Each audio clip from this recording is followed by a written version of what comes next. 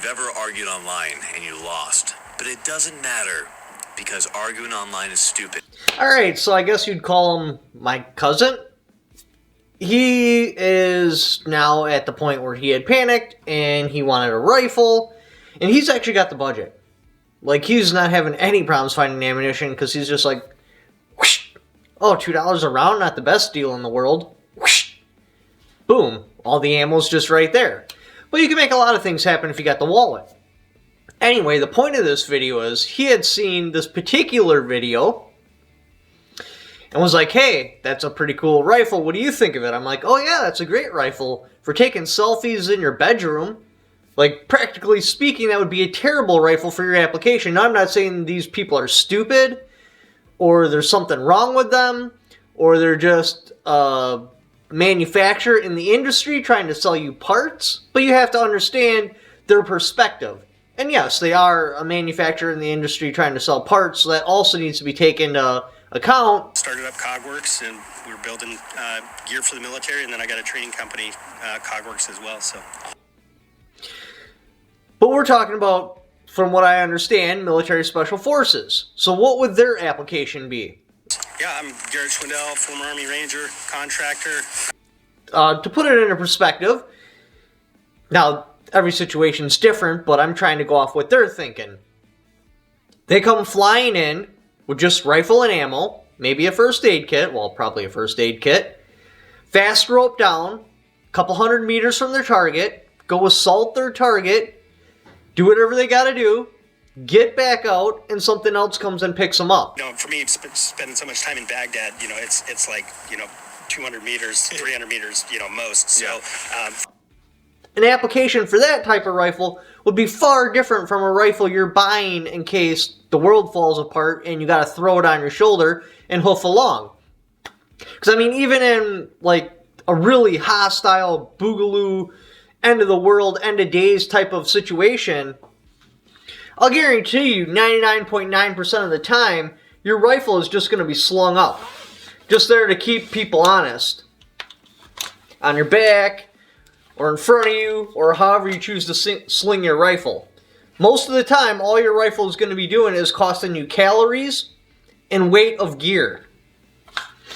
Because you got to remember, as you increase your weight, the amount of calories you consume gets increased.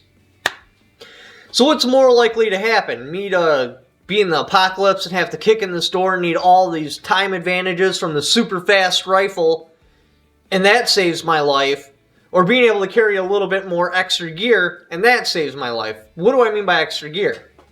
So my payload is 50 pounds. I know this because I loaded this pack up of 40 pounds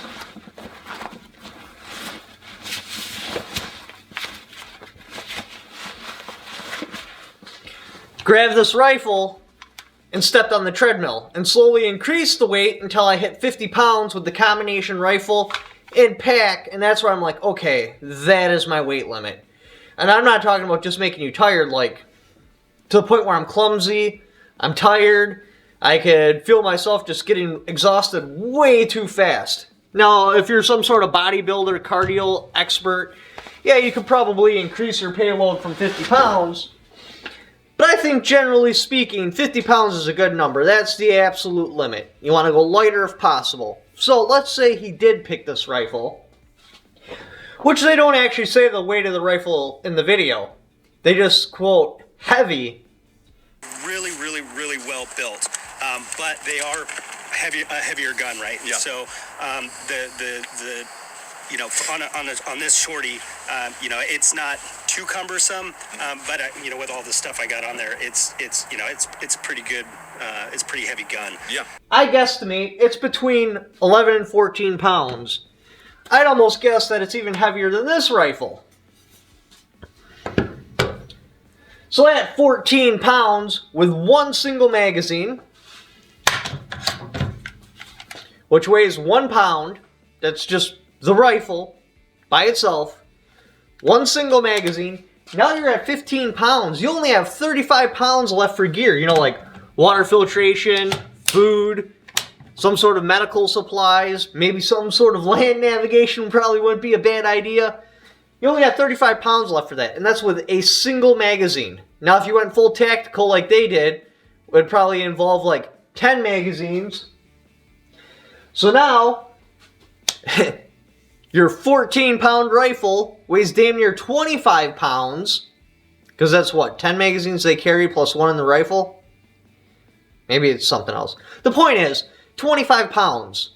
You've given up half your capacity. Now, see, I used to have packs packed. I'm like, okay, this is exactly what I would need. And I had the pack configured to what I thought I would definitely need if I had to leave my house right away. And that's how that pack was set up, but I kept changing it. And ultimately, I realized I don't know what the hell I'd need, because it all depends on the situation. Are we talking about a flood, the zombie apocalypse, NATO forces just coming through? You know, like every situation's different. So now I just got a pile of supplies with a couple of empty packs by it, so I can just quickly throw in what I'll need for that particular situation. I could go. But the weight is stupid important. So say you spent 15 pounds on your rifle and one single magazine. Where's the weight left over for, I don't know, maybe a plate carrier? Maybe some binoculars? Maybe a couple of extra MREs? Maybe a can of soup? Some sort of fire starting equipment, some sort of tent. There's just no weight left over. Your rifle needs to be incredibly light. Yes, it's very important because it's one of those things. If you need it, you're screwed if you don't have it. But you can't revolve your whole setup around this stupid heavy ultra tactical Navy SEAL operator Ranger Delta Commandant rifle. You gotta keep the weight on the rifle very close to, like, as small as possible. Like, this rifle is the closest thing I got, and this would instantly get reconfigured in some sort of apocalypse situation. First things first, these handguards would be gone. Just rip them off. Second, this mil-spec trigger, that would come out of it, or this echo trigger, that would come out of there. Yeah, the rapid fire capability is nice, but there's too many complicated little parts in there. That'd be ripped out, and in would go a mil-spec trigger. On would go these handguards, and it'd be pretty close. I mean, this rifle's still light, but not as light as it should be. And that's because I was building a clone of a particular military rifle. I wasn't building an apocalypse rifle. Always, this would just be an A2, because then I'd have a 6-pound rifle with, like, a sling. So probably 7 pounds in the end. The next problem with that rifle is the sights. If you're a fan of that particular, what do they call that thing? The Leopold, I can't think of the name. It's this right here.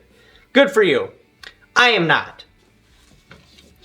One, you got a big-ass chunk of metal hanging off to the side. And now you're probably like, hey, but you're on board with the red dots and the magnifiers. Oh, I am. But those are two separate units. If that magnifier's hanging on the side and you happen to be like walking through and you're just like, wham, fall down and smash it, you can rip it off and discard it. Not a big deal.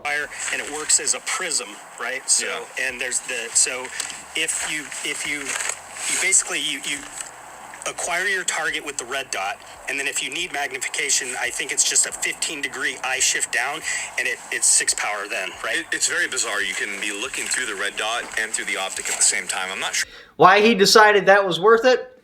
I don't know. Another thing I don't like about his rifle is he has a muzzle brake on there. Yes, muzzle brakes reduce recoil, and you can look super tactical on YouTube videos because you can just hammer down shots. But I don't get that big of a recoil reduction to make it worth it on a 223. Oh, most definitely on an AR-10, like a 308, 243, some sort of bigger caliber, there's enough gases coming out and you have a big enough bore to where you get a massive recoil reduction. But I just don't see that big of recoil reduction on a 223. And the next disadvantage is, when you're switching from a flash hider to a brake, you're going to get a much bigger muzzle flash, which is going to give away your position. I mean, he didn't call that an end-of-the-world rifle, and it's not, but I don't know what particular fantasy my cousin had of the end of the world, but I highly doubt it's going to be two people on opposite sides of the street trying to shoot at each other as fast as they can. What would make you want to press the attack? I mean, seriously, like, what are the odds this magical situation is going to come that is going to make you want to press the attack? What you're going to do is fire maybe 1 or 2 shots to keep them from doing something stupid, to make them think a little bit clearer. You're going to try to find a way to get the hell out of there. What possible reason would you have to press an attack on a position, especially an armed position?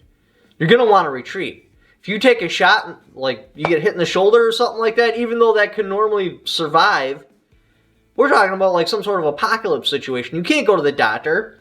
Yeah, tourniquet that bad boy off, smear some mud on it, and press on. You can't afford to get hit. You get hit even in somewhere stupid. Totally not life-threatening. In today's world, will be life-threatening. You got an infection. You're not going to be able to get surgery. You might as well just take some 556 mouthwash if you get shot anywhere. Even insignificant. The odds of you surviving are so incredibly poor. What's realistically probably going to happen is you're going to live out a very, very short, very, very slow, painful, agonizing death. I see no reason why anybody would want to press an attack. But, you know, maybe this situation happens, and all this heavy-ass crap you're carrying pays off in the end, but I just don't think it's likely. Like in my little emergency kit, I even removed the pistol. Because what are the odds a pistol is going to save my life over, I don't know, maybe an extra couple grams of food? I mean, what is a pistol, like 5 pounds with ammo? I could replace that 5 pounds with like a water filtration kit, some sort of fire, something like that. That's way more likely to save my life than having a backup gun. Yeah, if I needed the backup gun, I'd be pretty freaking screwed. But I just looking at statistically speaking, I don't see where a pistol would come in and save my life over something more useful. Again, like, I don't know, a water filtration kit, maybe a poncho, something like that. Am I more likely to die of dehydration or starvation? Or am I more likely to die because my main battle rifle went down and I didn't have a secondary weapon to switch to? Again, we're looking at statistics. We're trying to play on the rule, not the exceptions. Alright, where are we? Oh, it's got a light right on the rifle.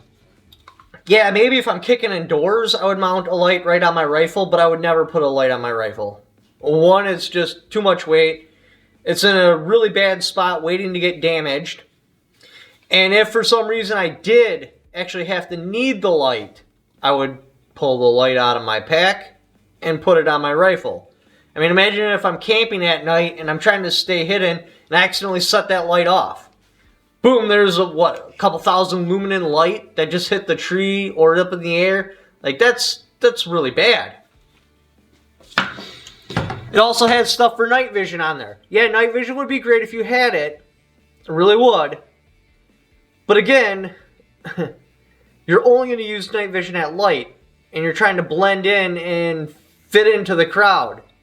If you're crossing some sort of field and you got some IR light going, yeah, I mean, if you understand night vision and you practice light discipline, it could be very effective and you can move at night. That would be awesome.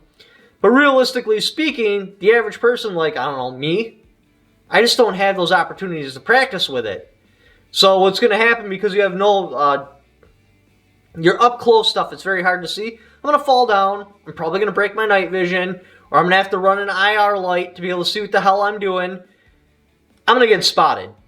Because in the daytime, if you're just moving around with a crowd of people, a bunch of other people, yeah, you got a rifle on your back, but you're blending into the audience. If it's nighttime and there's an IR light going off that everyone else with night vision can see, you kind of look like a big old fat juicy target. Again, if you can have night vision, you most definitely have it. It's worth it. I mean, you're giving up a lot of weight, but it gives you the capabilities of seeing in the dark. Now, you can see in the dark anyway, as long as there's a moon or some stars out there, because your eyes will adjust.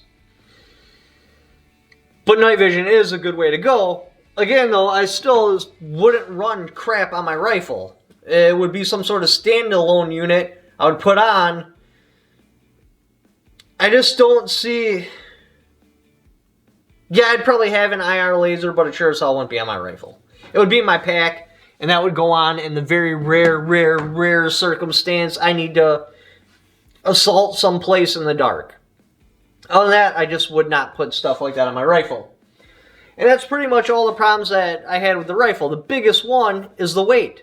That rifle had to be like 14 pounds, minimum 11 pounds. So I mean, this is almost 9. And there's nothing on here. If I put another 5 pounds of crap on here, yeah, I think that's about a 14-pound rifle. Also, again, I'm not trying to say he doesn't know what he's talking about or he's an idiot. What I'm trying to say is what's his experience and what happened in his mind, I just don't think would line up with what would happen to you in the end of the world. But, you know, build your rifle how you want. Every different area has a different application. If you're out in Nevada, in the middle of deserts, this kind of rifle would really kind of suck. It wouldn't be very useful. Something like this would be a lot more better suited to your needs. Anywho, I hope you enjoyed this video, or at least found it somewhat entertaining. If you'd like to help support the channel, I got my Patreon right there. I also have affiliate links in the description down below. I'll probably have a link for this site, and whatever else I can find. Definitely the sling. But even if you don't use those links, just clicking on those links and doing the Amazon shopping you're going to do anyway, that'll kick back for it because you came there off my channel. Thank you for watching. Don't forget to subscribe.